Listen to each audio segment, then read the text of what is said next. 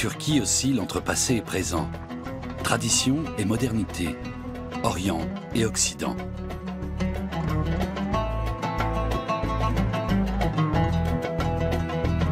Comment ces habitants vivent-ils ces contradictions?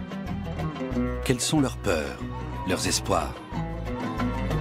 C'est cette Turquie, ou plutôt ces 1001 Turquies que nous vous proposons de découvrir aujourd'hui.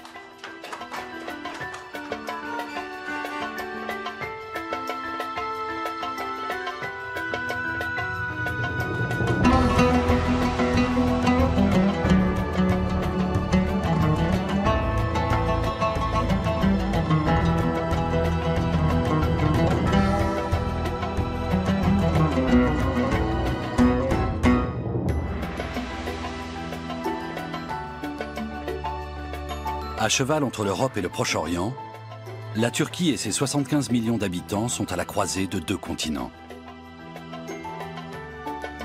Aujourd'hui, nous partons pour Istanbul, la métropole sur le Bosphore, au confluent de deux mondes, Orient et Occident.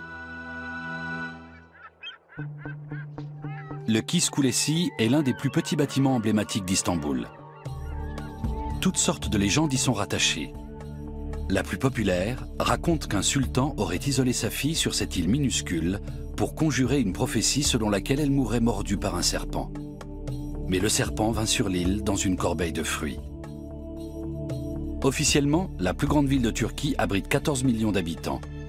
Officieusement, elle en compte 17. Auxquels s'ajoutent chaque année plus de 10 millions de touristes, attirés par une métropole riche de 2500 ans d'histoire. Chaque matin, lorsqu'il rejoint le secteur de pêche le plus apprécié du Bosphore, juste en face de la Corne d'Or, Ufuk Doğan savoure une des plus belles vues du monde. C'est là, à la pointe de la vieille ville, sur la rive européenne du détroit, que se trouvait le port le plus important de l'ancienne Constantinople. Ufuk Doğan a 67 ans. Il est à la retraite, mais il arrondit ses fins de mois grâce à la pêche. Les pensions versées par l'État n'ont pas suivi la hausse des prix d'une métropole en plein boom. Malgré tout, Ufuk n'imagine pas vivre ailleurs qu'ici. J'aime Istanbul. J'aime la mer. Istanbul est une ville unique, merveilleuse. Si la population de la ville ne cesse de croître, le fleuve, lui, se dépeuple à vue d'œil. Plus question de nos jours d'attendre tranquillement que ça morde sans bouger. Depuis longtemps déjà, il n'y a plus assez de poissons pour tout le monde. Alors, on se bat pour le moindre fretin. Nos mers sont de plus en plus polluées, avant tout à cause de la surpêche. Les gros chalutiers abîment les fonds marins, mais aucune mesure préventive n'est prise, alors ça continue. Les poissons se font de plus en plus rares. Mais je ne m'énerve pas, ça ne sert à rien. On ne négocie pas avec la mer.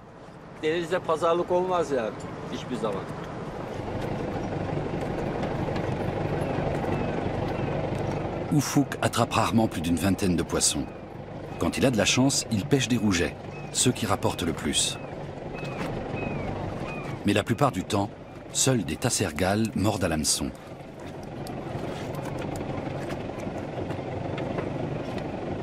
Sur l'eau comme sur la terre ferme, la pêche à la ligne est un sport très populaire à Istanbul. Sur le pont de Galata, qui relie le district européen de Beyoğlu à Eminönü, sur la péninsule du vieux Stamboul, les places sont chères. À vrai dire, il faut se lever tôt pour trouver un coin tranquille à Istanbul. Des quatre coins de la Turquie, on vient chercher du travail ici, dans la plus grande agglomération du pays. Ceux qui, comme ces jeunes hommes, ont trouvé un emploi s'estiment heureux. La brûlerie la plus ancienne et la plus réputée de Turquie, Kurocafeci Mehmet Efendi, ne désemplit pas. Lorsqu'il ouvre sa boutique en 1871, Mehmet Efendi innove. Il vend du café déjà torréfié. Jusque-là, en Turquie, on achetait des grains de café crus et on les torréfiait soi-même. Jour après jour, de longues queues se forment devant le magasin, situé à l'entrée du bazar égyptien dans le quartier d'Eminönü. Gülriz et Ilmez se fournit elle aussi chez Efendi. C'est une spécialiste du café à la turque dont elle souhaite perpétuer la tradition. D'ailleurs, depuis 2013, cette spécialité figure sur la liste du patrimoine culturel immatériel de l'UNESCO. Le café fait partie intégrante de la vie quotidienne des Turcs, au même titre que le thé. Le café turc se boit tous les jours, en toute occasion. En Turquie, on en consomme au moins une tasse par jour. Et puis, il y a des occasions plus spéciales qui relèvent davantage de la tradition, comme les fiançailles, ou lorsqu'un prétendant vient demander la main d'une jeune fille.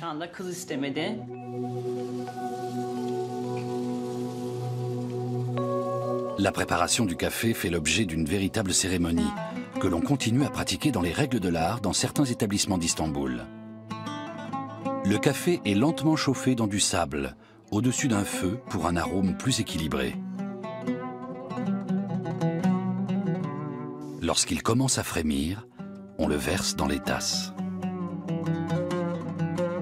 Les premiers cafés sont apparus dans le quartier de Tahtakale en 1554, quand des marchands sont revenus de Syrie avec les précieux grains. Ces établissements sont vite devenus des lieux de convivialité. Avant, les gens se retrouvaient chez eux, sur leur lieu de travail ou au marché, et plus tard à la mosquée. Et là, pour la première fois, il existait des endroits où l'on pouvait se réunir pour discuter, débattre, fréquenter d'autres personnes. Le café turc n'est pas un café filtré, mais une décoction.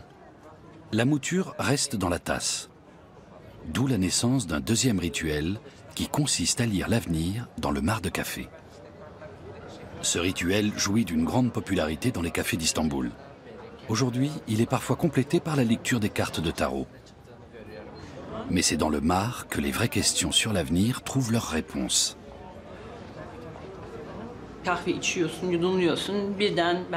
Le café turc se sirote. Peut-être quelqu'un a-t-il retourné sa tasse un jour et donné ainsi naissance à cette tradition. Tout le monde croit aux esprits, aux djinns, à des forces supérieures. Il s'agit d'une croyance liée au chamanisme.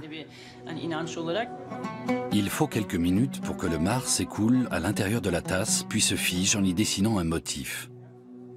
Lorsqu'on dépose une bague sur la tasse retournée, celle-ci, dit-on, libère de l'énergie et accélère le refroidissement du marc.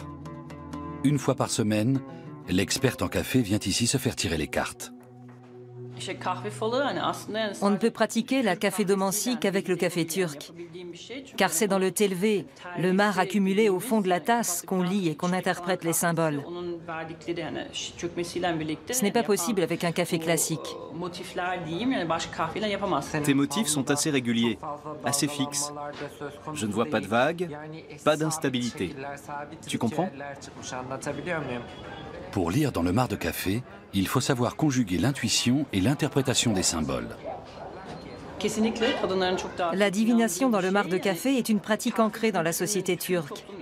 Mais les femmes y croient davantage que les hommes et sont beaucoup plus demandeuses. Notamment parce que leurs interrogations tournent souvent autour des questions du cœur. Vais-je rencontrer l'âme sœur? Vais-je me marier, avoir des enfants? Bien sûr, cela dépend énormément de la personne et de ses états d'âme. Moi, par exemple, quand je vais consulter, je n'ai aucune question précise en tête.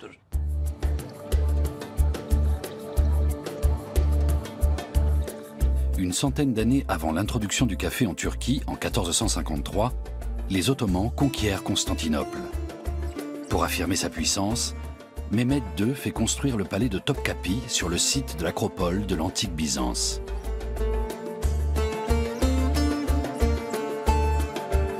Aujourd'hui, les palais sont remplacés par des gratte-ciel. Istanbul connaît un boom extraordinaire et les stambouliotes s'adaptent.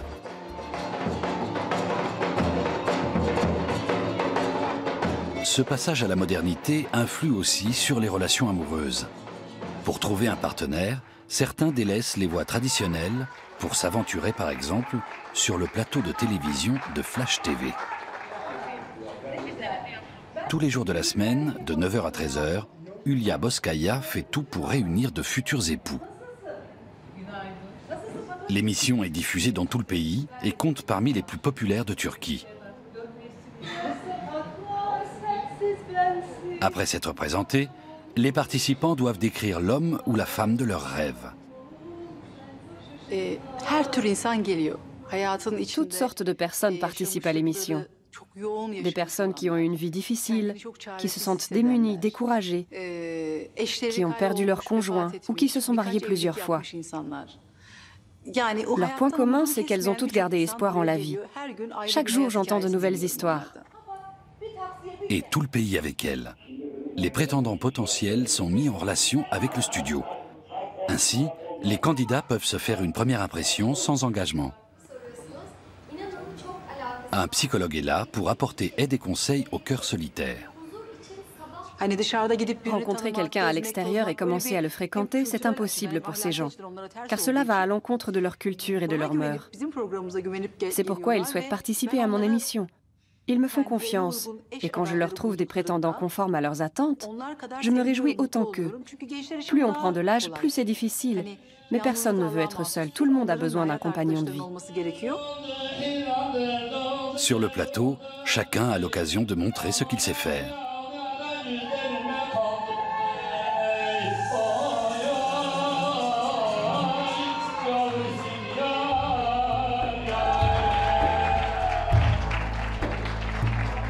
En coulisses, d'autres candidats attendent leur tour. Tous espèrent trouver l'âme sœur. Sultan Cham a 54 ans et est veuve depuis 20 ans. Elle compte elle aussi sur cette émission pour briser sa solitude. En Turquie, la vie n'est pas facile pour les veuves. Moi, par exemple, ça fait 20 ans que je ne suis pas partie en vacances, que je n'ai pas vu la mer et que je ne suis pas allée à la plage. Ça fait 20 ans que je ne vis plus. J'aime la Turquie, mais les conditions de vie sont très difficiles pour nous. Je ne veux pas noircir le tableau, mais nos responsables ne pensent pas à nous. Notre récompense viendra dans l'au-delà. J'en suis persuadée. Car ici, nous les veuves, nous ne vivons pas. C'est la réalité. Le gouvernement turc a fait beaucoup pour l'égalité homme-femme. En 2001, il a par exemple aboli la suprématie de l'homme en tant que chef de famille. Mais la réalité ne suit pas. Nombreuses sont les femmes, surtout d'un certain âge, qui continuent à être dominées par leur mari. Quant aux veuves et aux célibataires, elles ne sont que des ombres. Pour échapper à ce triste sort, les femmes viennent ouvrir leur cœur à la télévision. L'homme de mes rêves. J'aimerais bien qu'il soit séduisant. Il peut être plus âgé que moi, avoir mon âge, ou être un peu plus jeune. Ce n'est pas très important. Je voudrais qu'il soit grand, souriant, drôle, mélomane, qu'il ait de l'humour, qu'il consacre un jour à la prière et les autres à la musique. J'adore la musique, j'en écoute beaucoup. Il peut avoir une moustache, mais pas de barbe. Voilà mes préférences. Lorsqu'un prétendant convaincant se manifeste, il est invité sur le plateau. En 8 ans, plus de 250 couples se sont formés sur le plateau de Flash TV et sont désormais mariés.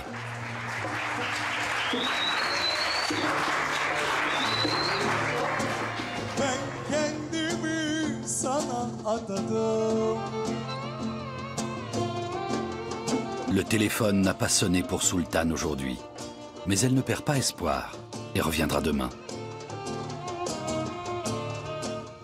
Inch'Allah. Je rencontrerai l'homme de mes rêves.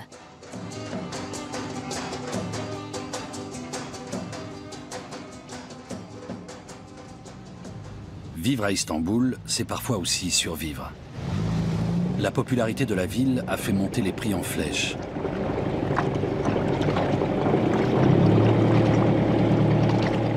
Des retraités comme Ufuk profitent de leur temps libre pour compléter leurs revenus. Les cours fluctuent d'un jour à l'autre.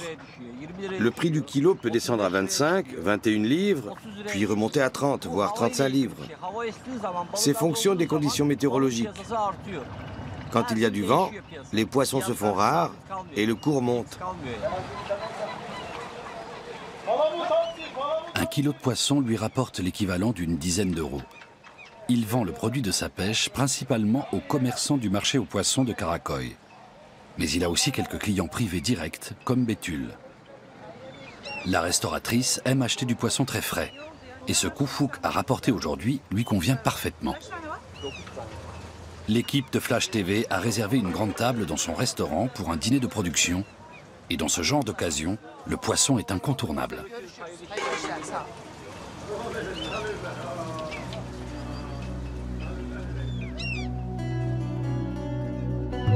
Deux ponts enjambent le Bosphore et relient ainsi la rive européenne et la rive asiatique de la ville.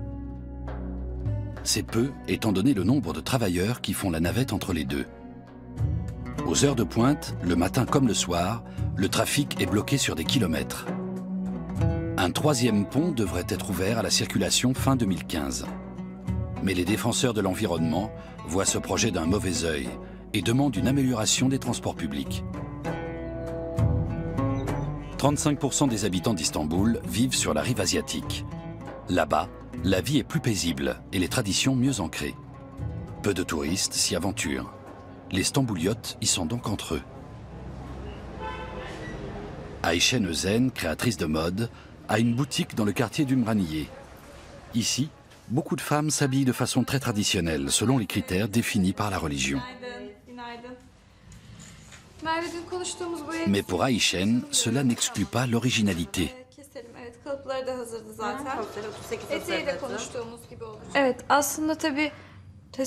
La seule contrainte, c'est le respect de la religion. Dans nos créations, les prescriptions du Coran l'emportent sur les tendances de la mode. Voilà pourquoi nous préférons des modèles amples, qui n'épousent pas nos formes. Nous concevons des jupes et des tuniques longues, ou encore des pantalons larges, car le vêtement ne doit pas mettre les courbes féminines en valeur.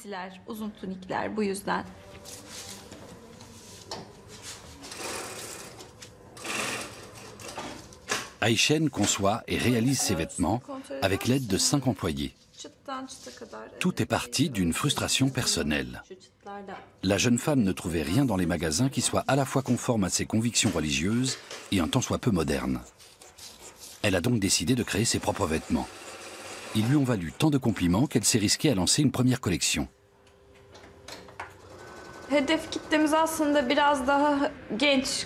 Nous ciblons les jeunes, les femmes actives, les étudiantes qui peinent à trouver des vêtements à leur goût. Mais également celles qui souhaitent s'habiller de façon moderne, mais conforme aux préceptes de l'islam, que ce soit pour des occasions spéciales ou pour tous les jours. Ayşen a eu du flair. Beaucoup de femmes, même très attachées aux traditions, accordent de l'importance à leur apparence et souhaitent évoluer avec leur temps. Je suis les tendances, bien sûr. Comme tous les stylistes, je suis attentive aux coupes et aux couleurs, car il nous arrive de combiner certaines pièces et l'ensemble doit rester harmonieux. Bien entendu, mes convictions religieuses passent avant le reste. Je ne cherche pas à rendre la femme sexy. C'est contraire à notre religion comme à mes convictions personnelles.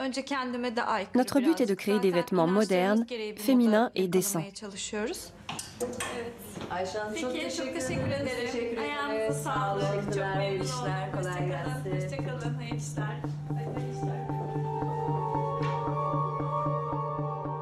Istanbul est à cheval sur le Bosphore, ce détroit qui relie la mer Noire à la mer de Marmara, et donc aussi à la mer Égée et à la Méditerranée. Cette position en a fait depuis très longtemps une importante plateforme commerciale. En 660 avant notre ère, les Grecs y bâtissent Byzance, qui sera ensuite annexée à l'Empire romain. En 330 après Jésus-Christ, après 4 siècles de relative tranquillité, l'empereur Constantin décide d'ériger une seconde Rome à l'est. C'est ainsi que naît Constantinople.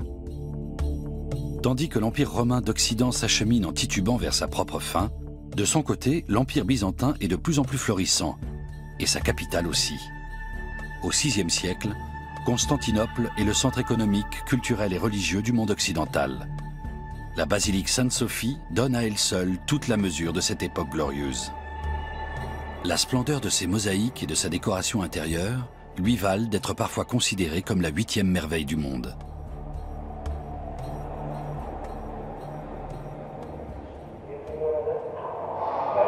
En 1453, les Ottomans conquièrent Constantinople et le sultan Mehmed II fait transformer cette puissante église des débuts de la chrétienté en mosquée.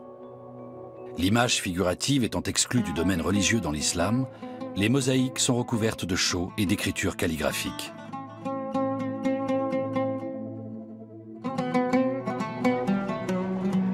L'art de la calligraphie est un élément important de la culture turque. Et les frères Ömer et Muhammed Pasha souhaitent le perpétuer.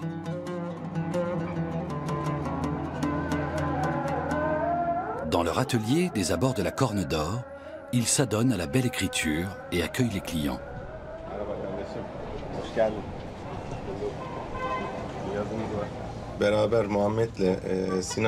Quand Mohamed et moi avons commencé notre apprentissage aux côtés de Maître Sinan, nous étions très jeunes. En fait, nous étions des enfants. Nous n'avions que 12 ans. Notre avantage, c'est d'avoir débuté ensemble. Du coup, on était tout le temps en compétition. Chacun cherchait à surpasser l'autre, à impressionner le maître, ce qui nous poussait à travailler énormément. On s'entraînait parfois jusqu'à 10 heures par jour.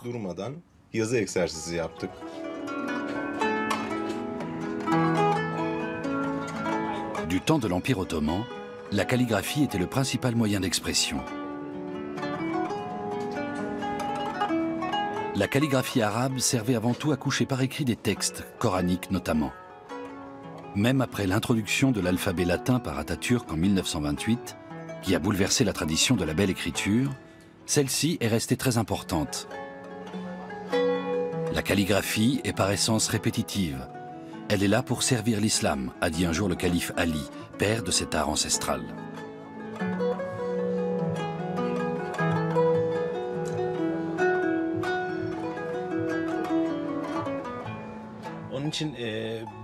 L'important dans notre art, c'est de pouvoir coucher nos états d'âme sur le papier. Ömer et moi avons beau être frères, nos écritures sont très différentes, car elles sont le reflet de nos émotions.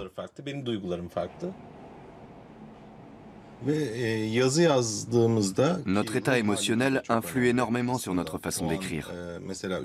Nos maîtres nous disaient souvent « N'écrivez pas quand vous êtes trop joyeux, trop triste, quand vous avez faim ou avez trop mangé. Quand on est calme et serein, les lettres sont plus belles et le résultat bien plus esthétique. »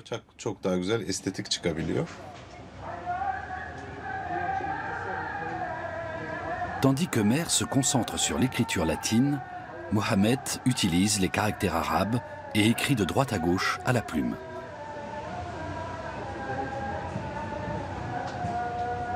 Que ce soit pour une commande ou simplement pour l'amour de l'art, les deux frères essaient encore et toujours d'améliorer la qualité de leur écriture.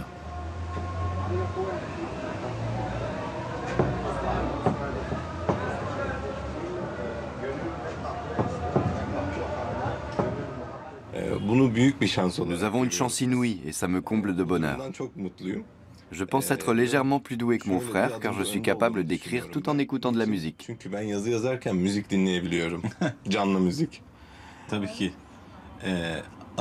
Ce qu'Ömer ignore, c'est que la véritable musique se trouve dans le silence.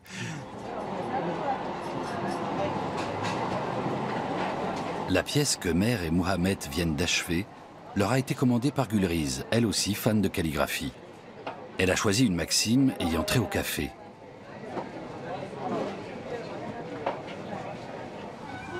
Merhaba Gülriz, hoş geldiniz. Nasılsınız, iyi misiniz efendim? Sağ olun. Sizin siparişinizi hazırladım. De même que le café, la calligraphie est profondément ancrée dans la culture turque. Efendim görüyorsunuz, bu kıvrımlar, bu yazı estetiği, vallahi başka bir yerde bulamazsınız böyle bir şey. Il existe beaucoup de proverbes émanant de la littérature ou de la vie quotidienne qui décrivent cette culture du café. On dit par exemple « Un café partagé, c'est la naissance d'une amitié ». Ou encore le texte qu'ils m'ont calligraphié « Le cœur n'a que faire du café, le cœur souhaite parler, le reste n'est que prétexte ». Gülriz veut offrir cette œuvre à son café préféré, en remerciement de toutes les prédictions qu'on lui a faites entre ses murs.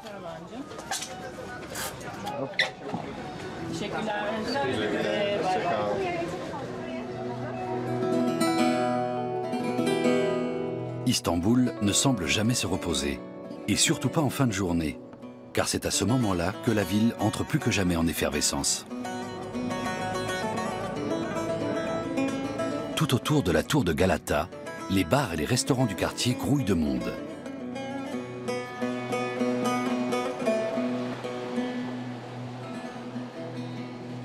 Qu'il pleuve ou qu'il vente, la vie nocturne est toujours trépidante dans la mégapole. Hülya, de Flash TV, entend elle aussi faire la fête. Elle a invité toute son équipe à une soirée Facel au restaurant de Betül, Nevizade, dans le quartier branché de Beyoğlu.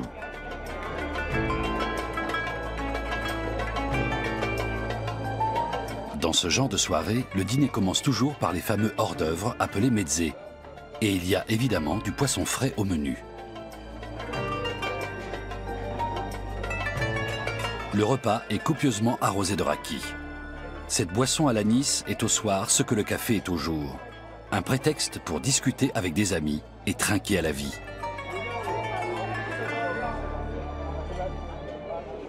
Le dîner a à peine commencé que déjà résonne un air de Facel.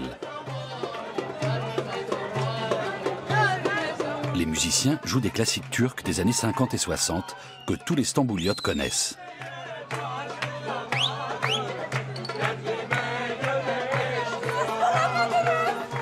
Ces airs sont des hymnes à Istanbul et à l'âme turque.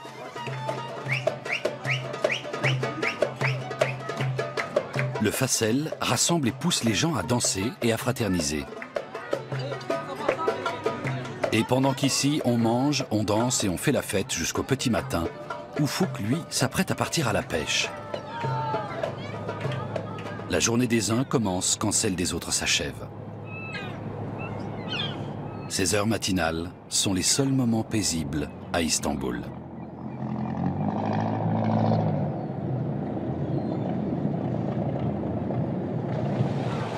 Lorsque la ville est tranquille et baignée d'une lumière dorée, avant que la foule ne la transforme en un gigantesque chaudron bouillonnant, elle offre un décor idéal pour des photos publicitaires.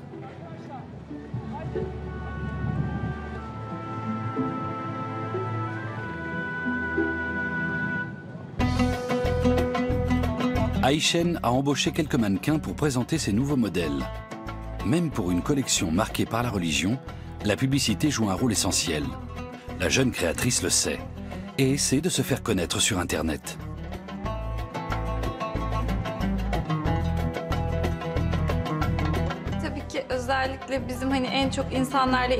Aujourd'hui, nous communiquons principalement sur les réseaux sociaux. Nous mettons à jour nos modèles en ligne. Les retours sont globalement positifs, mais il arrive que certains trouvent que telle tunique épouse trop le corps ou que tel pantalon est trop moulant, alors même que pour nous, ces modèles sont tout à fait acceptables. Certains estiment que les femmes doivent être complètement voilées. Le plus difficile pour Ayşen est de trouver le juste équilibre entre les injonctions contradictoires de sa société.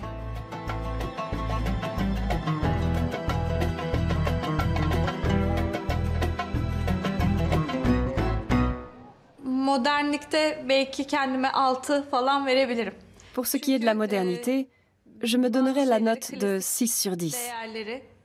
Parce que je suis obligée de protéger certaines valeurs traditionnelles, spirituelles et religieuses.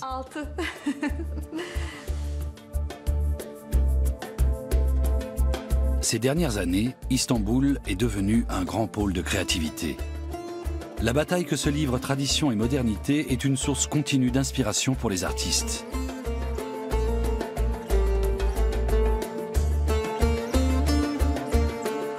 Tandis qu'Ayşen s'efforce de moderniser un tant soit peu la tradition, une autre styliste agrémente ses créations de petites touches traditionnelles.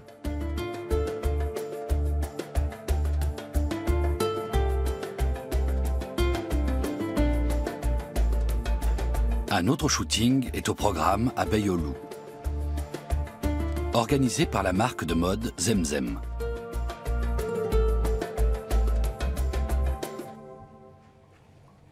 Derrière ce nom se cache Zemra Acarlı. Germano-turque, elle est fille d'immigrés turcs en Allemagne et a grandi au bord du lac de Constance. Après ses études d'économie, elle s'est établie à Zurich. Il y a 6 ans, elle a tout laissé tomber pour s'adonner à sa passion, la mode, et a quitté la Suisse pour le Bosphore. Un contraste saisissant. J'ai bien réfléchi et je crois que si je trouve Istanbul aussi fascinant, c'est parce que c'est une ville imprévisible. Ça peut paraître embêtant dans un premier temps, mais en fait, ça signifie qu'il y a toujours du suspense. On ignore jusqu'au dernier moment si telle ou telle chose va fonctionner. Il faut toujours avoir un plan B dans un coin de sa tête. Mais en même temps, ça a quelque chose de rassurant, car si certaines portes se ferment, il y en a d'autres qui s'ouvrent. Zemra Acarl est arrivée à Istanbul pleine d'idées et d'illusions. Certains de ses espoirs ont été déçus. Je suis revenue à Istanbul après 20 ans d'absence et j'ai mis un peu de temps à bien cerner la ville.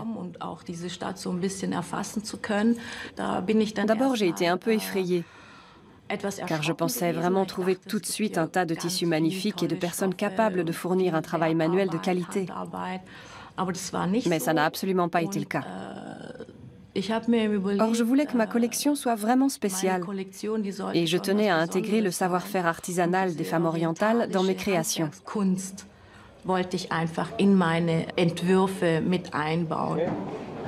Après des mois de recherche, Zemra a enfin trouvé ce qu'elle cherchait, au Grand Bazar de Beyazit. 4000 commerces se disputent ici les clients. Il n'est pas évident de s'y retrouver, mais on finit toujours par trouver son bonheur. Bonjour, bienvenue, comment allez-vous? Bonjour, je vais très bien, merci. Vous savez que je suis impatiente d'avoir mes tissus. Oui, nous avons votre commande. Je puise toujours mon inspiration dans les magasins. Les odeurs, les conversations, les histoires que me raconte le marchand, les informations qu'il me donne sur l'origine des tissus, par exemple. Je me sens dans mon élément, alors je me mets à imaginer des modèles sur place, dans le magasin même.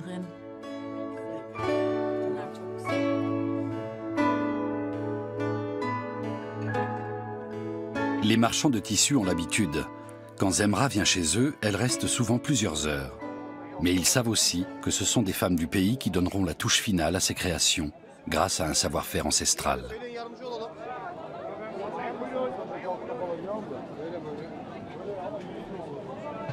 Avec toutes ces merveilleuses odeurs, ces multiples facettes, ces vues à couper le souffle, Istanbul est comme sorti d'un conte des 1001 nuits. Où que l'on regarde, on ne peut qu'être transporté.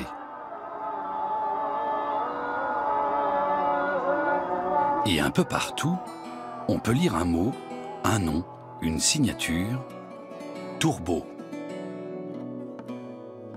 Le plus ancien graffeur d'Istanbul et le plus célèbre a tagué presque toutes les surfaces libres de la ville.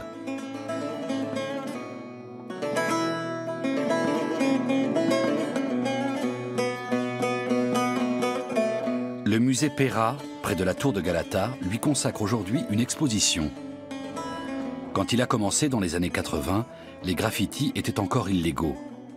Turbo sortait donc de nuit et cagoulé, toujours dans la crainte d'être surpris. Alors, voir ses œuvres exposées dans un musée est pour lui à peine croyable. Si on m'avait dit à l'époque que mes bombages seraient exposés dans les musées ou mis à l'honneur lors de biennales, j'aurais éclaté de rire. Je graffais pour le plaisir, je ne me considérais pas comme un artiste.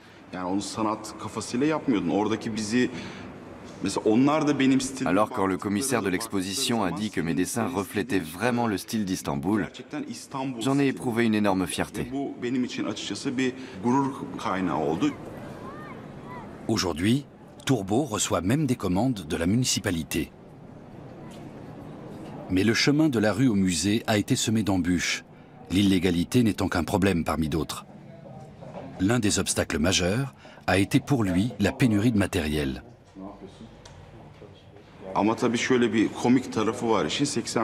Ce qui est amusant, c'est qu'en 1985, les bombes de peinture étaient difficiles, voire impossibles à trouver ici.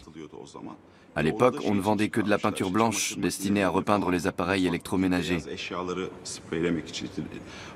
J'ai commencé avec ça, en taguant mon nom comme tout graffeur. Aujourd'hui, il trouve toutes les bombes qu'il veut, de toutes les qualités. De plus, Il a désormais des connexions dans le monde entier. Quand il lui manque quelque chose, il peut faire appel à un confrère de Berlin, New York ou Bangkok.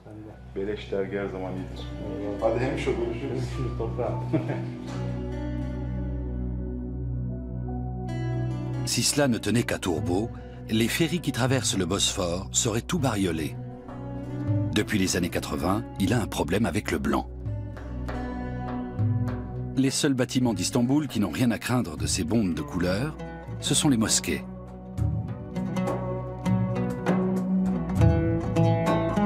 L'une des plus belles est la mosquée bleue, ou Sultan Ahmet Jami, à la pointe de la presqu'île du vieux Stamboul. L'intérieur de la mosquée est décoré avec plus de 20 000 carreaux de faïence d'Iznik à dominante bleue, d'où son surnom. C'est l'exemple le plus imposant d'architecture ottomane classique. Depuis son inauguration en 1617, la mosquée du sultan Ahmet a servi de modèle pour toutes les mosquées construites ultérieurement, sauf une, la Shakirin Jami sur les hauteurs d'Üsküdar, un quartier de la rive asiatique. La construction de cette mosquée a été financée par une fratrie turco-saoudienne, qui en a confié la conception et le design à Zeynep Fadiliaoğlu. Grâce à la famille Shakir, Zeynep est la première et la seule femme de Turquie à ce jour à pouvoir se vanter d'avoir dessiné une mosquée.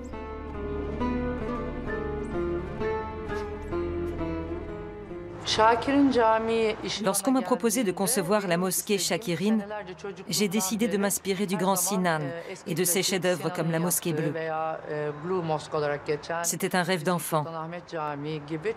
J'ai passé beaucoup de temps dans ces édifices classiques absolument somptueux. Malheureusement, la majorité des mosquées construites après 1929 ne sont que de piètres copies des anciens monuments et totalement dépourvues d'originalité et de style. Cela m'attristait énormément. C'est peut-être pour cette raison que l'on m'a confié cette mission.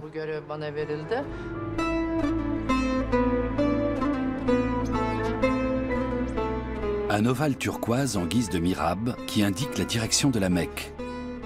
Beaucoup de transparence. Un lustre agrémenté d'une myriade de gouttelettes de verre.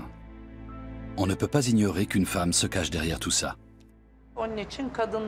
Les femmes n'ont jamais eu la place qu'elles méritaient dans les mosquées. Bien souvent, elles sont obligées d'emprunter des entrées sales, délabrées, et de se recueillir dans des emplacements confinés. Je l'ai constaté de mes yeux à de nombreuses reprises, et cela m'a profondément dérangée. Alors j'ai voulu leur offrir la meilleure place. J'ai créé un balcon lumineux et ouvert, offrant une vue aérienne sur l'intérieur de la mosquée. C'est du balcon des femmes que l'on admire le mieux le cœur du bâtiment. J'y ai accordé une attention toute particulière.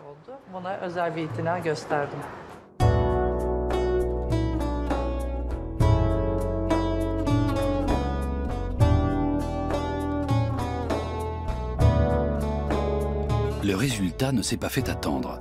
Quand la mosquée a été inaugurée en mai 2009, les femmes ont été enthousiasmées.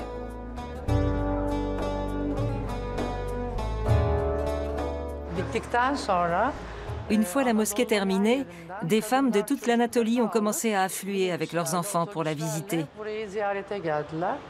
Elles avaient vu des documentaires sur mon travail à la télévision. Elles ont visité chaque recoin de la mosquée et ont tout examiné.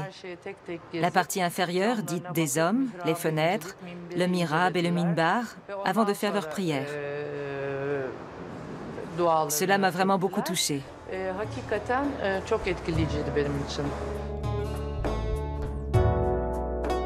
2 à 3 millions de Stambouliotes n'ont, paraît-il, jamais vu le Bosphore.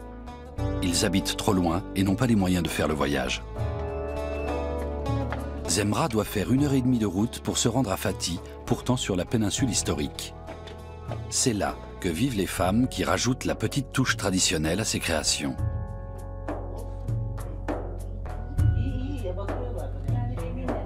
Elles se retrouvent tous les jours chez l'une ou chez l'autre et s'attellent ensemble aux broderies et finitions au crochet que Zemra leur commande.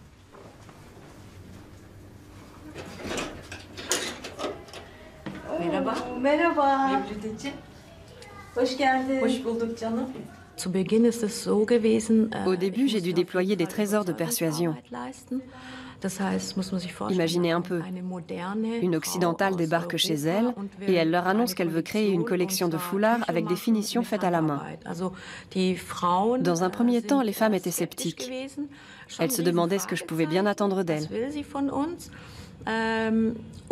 Et bien sûr, j'ai également dû parler à leur mari. Je dois m'adapter à leur mode de vie très différent du mien.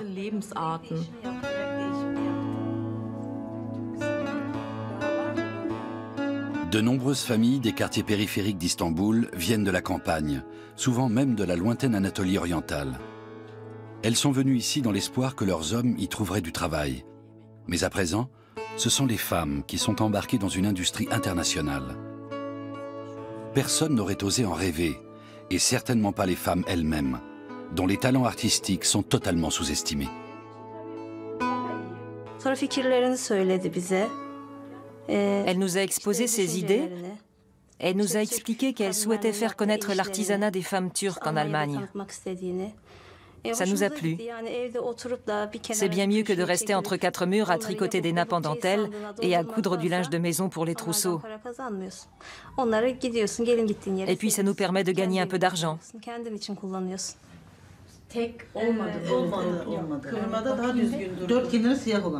Zemra connaissait par sa famille le savoir-faire précieux des femmes turques.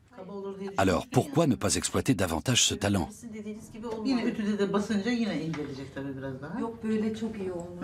Estime et respect mutuel sont les deux piliers sur lesquels repose la collaboration entre ces femmes turques appartenant à deux mondes si différents.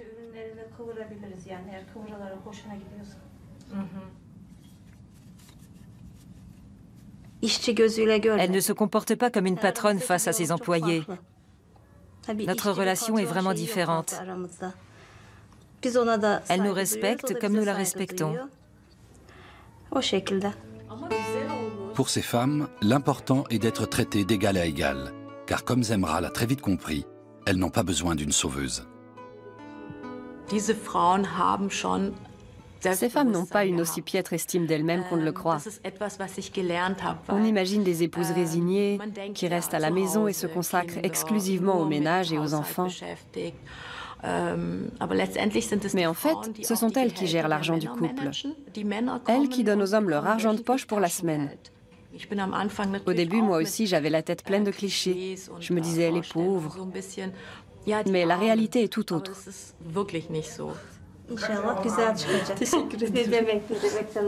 Avec cet arrangement, tout le monde est gagnant.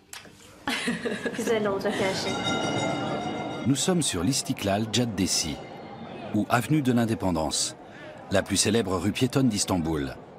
Un tramway historique relie ici la place Tunnel à la célèbre place Taksim, où ont eu lieu les manifestations contre la destruction du parc Gezi en 2013. La place a été évacuée par la force et il y a eu 7 morts. Mais la bonne nouvelle, c'est que pour l'instant, le parc Gezi n'a pas été remplacé par un centre commercial.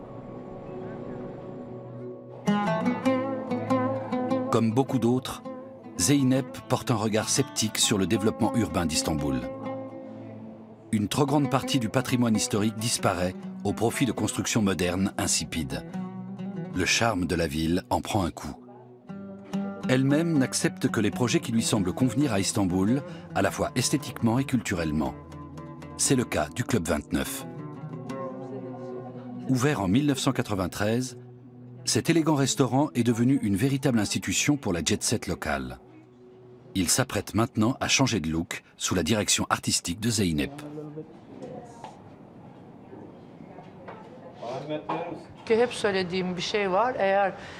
Notre travail doit refléter notre époque.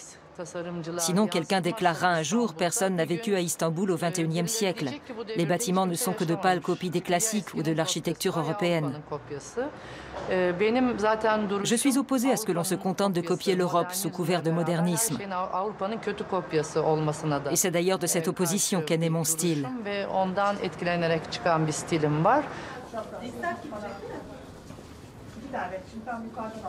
Pour imposer son propre style, son propre langage dans l'art, le design ou la mode, il faut du génie, certes, mais il faut aussi savoir s'imposer. Donner des ordres ou des directives à des hommes ne m'a jamais posé de problème. Et je n'ai jamais eu de mal à me faire obéir. Au contraire, je m'entends très bien avec les hommes. Et nous collaborons sans aucune difficulté.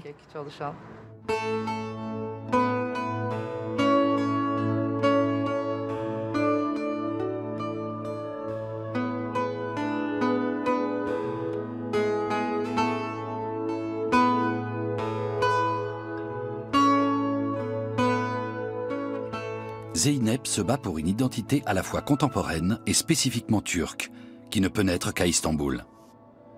Je conçois sans peine une Turquie moderne dans laquelle chacun pourra vivre son identité sans l'imposer aux autres. Car ce pays a déjà connu tellement de cultures différentes.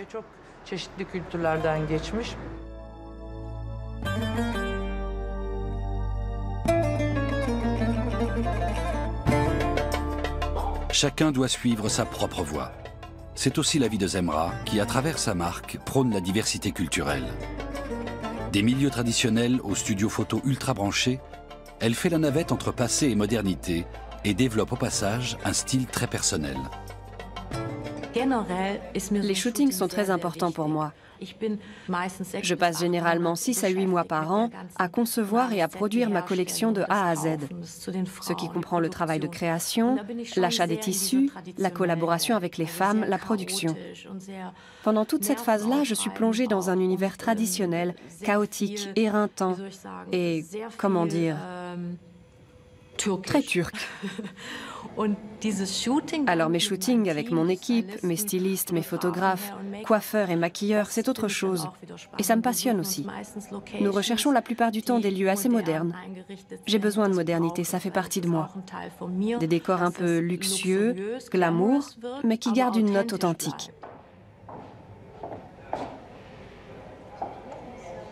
Ce mannequin, Zemra l'a repéré à Istanbul, devant les escalators d'un centre commercial.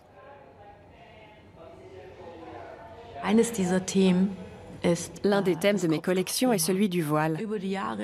On en fait toute une histoire dans la presse et depuis longtemps. Je voulais le montrer sous un angle positif pour changer. C'est fatigant d'entendre tous ces gens en parler toujours de façon négative. Le voile fait partie de la religion, certes, mais beaucoup de femmes le portent par conviction personnelle. Ce qui est intéressant, c'est que quand j'ai commencé il y a 5 ans, les accessoires de mode étaient un marché en plein boom. Et un jour, je me suis fait la réflexion, le foulard, il y en a qui le portent autour du cou et d'autres autour de la tête. Et alors ?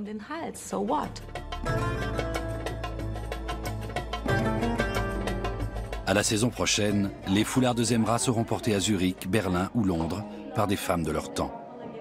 Qu'elles connaissent ou non leurs secrets de fabrication, le pont est jeté. Istanbul est une ville qui vous marque à vie. Ceux qui s'y installent ne veulent plus en partir. Ceux qui viennent la visiter sont fascinés par la magie qu'elle dégage.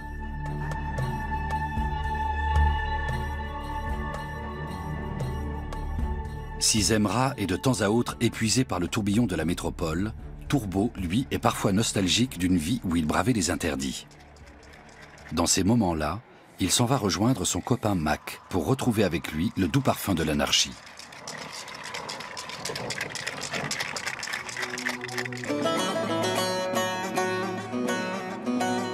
Qu'il est bon de graffer comme au bon vieux temps, sans commande, ni musée, ni public. À l'époque, quand c'était illégal, on graffait dans l'urgence, en surveillant qu'il n'y ait pas de policiers dans les parages. Et on suscitait la réaction de tous les passants. Ils menaçaient d'appeler la police, nous insultaient, nous chassaient.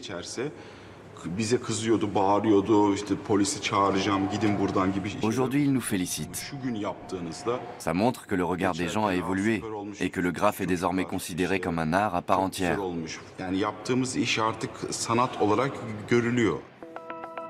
Dans ce contexte, Turbo éprouve un plaisir d'autant plus vif à retourner au graffiti sauvage.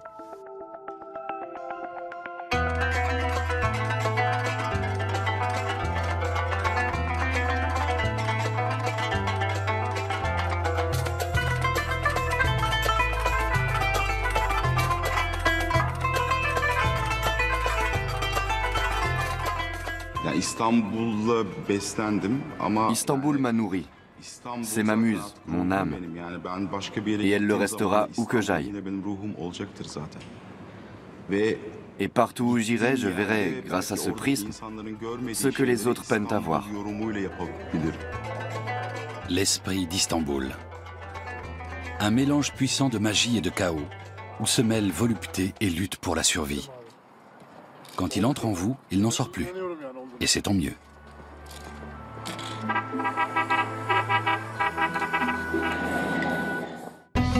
Une histoire millénaire.